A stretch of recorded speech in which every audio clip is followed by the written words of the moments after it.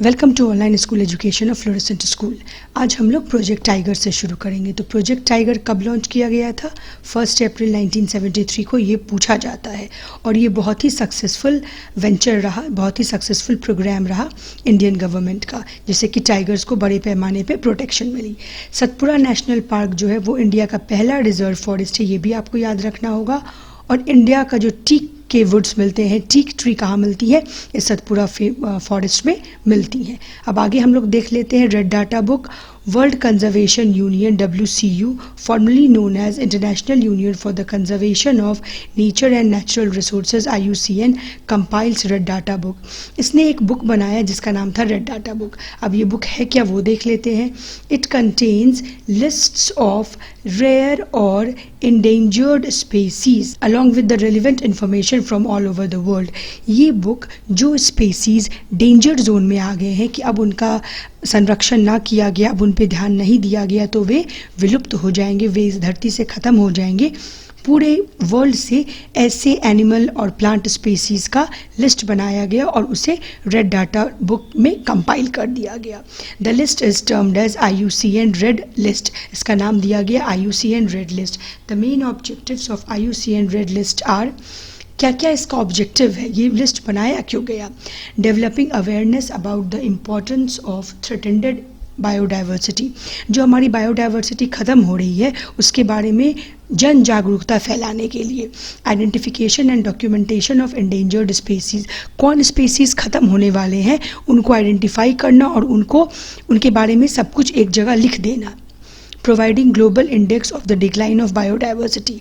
ये बुक से हमें ये भी पता चलता है कि ग्लोब में, पूरे वर्ल्ड में बायोडाइवर्सिटी किस हिसाब से ख़त्म हुए जा रही है। Defining conservation priorities at the local level.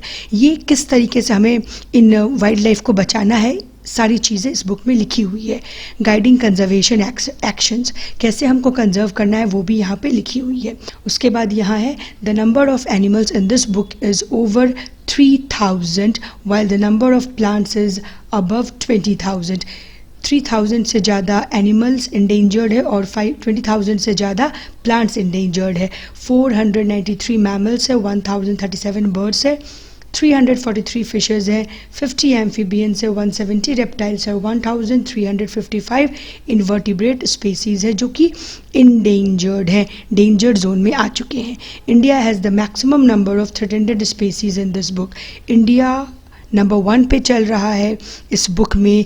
किस मामले में, किस पॉइंट को लेके कि सबसे ज़्यादा थ्रेटेंड स्पीसीज इंडिया में ही पाई जाती है। करीब करीब इंडिया में 474 प्लांट स्पीसीज और 100 से ज़्यादा एनिमल स्पीसीज ऐसे हैं जो कि इंडेंजर्ड हैं, इंडिया में पाए जाते हैं वो सब।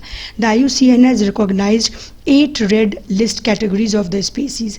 इसमें 8 डिफरेंट रेड कैटेगरीज बनाई गई है स्पीसीज की। These categories provide an easy and widely understood methods for highlighting the species that are under high risk of extension. इस बुक में साफ साफ अच्छे तरीके से बता दिया गया है कि पहले किसको प्रायोरिटी देना है, सबसे इमीडिएट प्रायोरिटी किसको देना है, उसके बाद किसको देना है, उसके बाद किसको देना है। ऐसे कर करके इंडेंजर्ड स्पीसीज के भी 8 डिफरेंट कैटेगरीज बनाए गए हैं। अब हमारा अगला टॉपिक है माइग्रेशन। माइग्रेशन क्या होता है?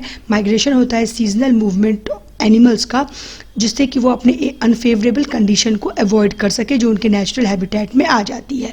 और जब फेवरेबल कंडीशन आ जाए, जब फेवरेबल कंडीशन वापस से आ जाए तो वो वापस से अपने जगह पे चले आए।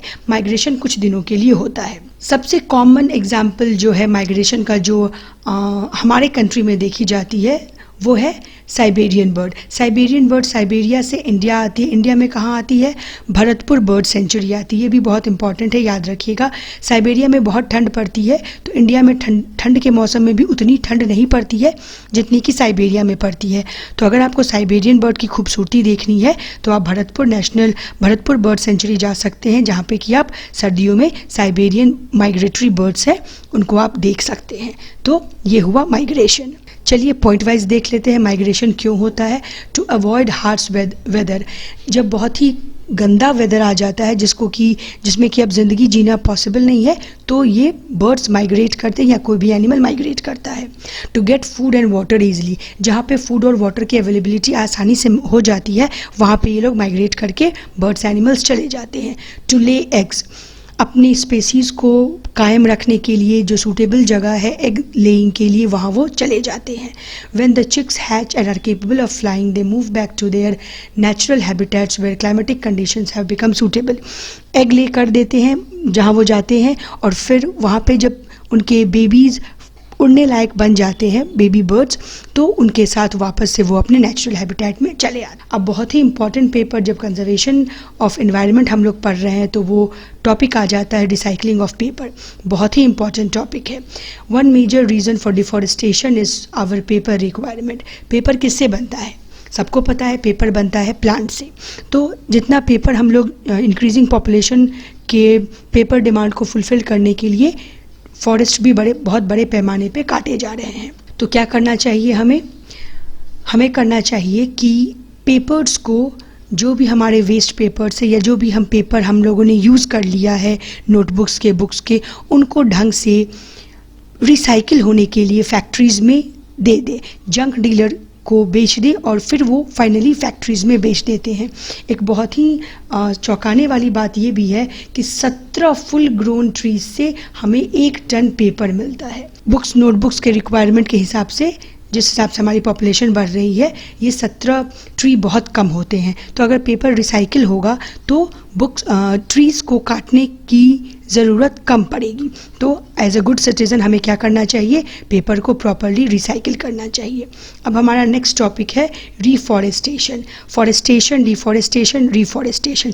जैसे कि डिफॉरेस्टेशन का मतलब होता है फॉरेस्ट को काटना, वैसे ही रीफॉरेस्टेशन का मतलब होगा, री का मतलब दोबारा, जो एक प्रीफिक्स है, दोबारा से फॉरेस्ट को लगाना। इसके लिए हमारे कंट्री में जुलाई के फर्स्ट वीक में वन महोत्सव भी मनाया जाता है। तो एज अ गुड सिटीज़न हमारा काम क्या होना चाहिए कि हमेशा किसी भी खुशी के मौके पे हमें एक प्लांट लगा देना चाहिए जो कि एनवायरनमेंट को पोल्यूशन से बचाए। यहाँ पे कुछ क्वेश्चन आंसर्स है, वो हम लोग फटाफट से देख लेते हैं। The seasonal movement of animals to avoid harsh climatic condition is called, अभी हम लोगों ने पढ़ा है, इसे कहते हैं migration. And ecosystem comprises, ecosystem में क्या क्या होता है? तो इकोसिस्टम में फ्लोरा फौना केवल होगा, प्लांट्स एनिमल्स नहीं। इकोसिस्टम में तो बायोटिक, एयर, वाटर, सबके साथ कॉम्बिनेशन हमारा होता है। एंडेमिक स्पेसीज भी होंगे, तो all of the above. Ecosystem एक बहुत ही बड़ा टर्म है जिसमें सबके साथ इंटरेक्शन होता है।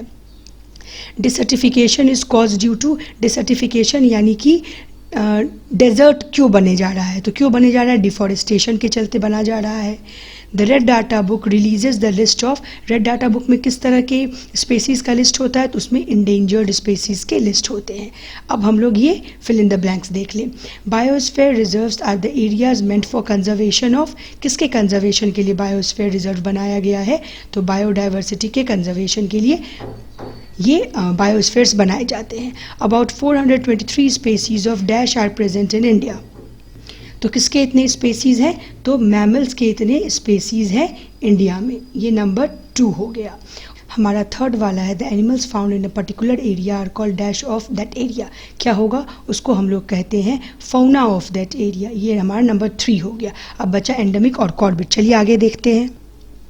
अब है dash national park is the first national park of India. तो कौन सा है? Corbett national park. फिर species of plants and animals particularly found in an area are called endemic species. ये हमारा हो गया एंडेमिक स्पेसीज।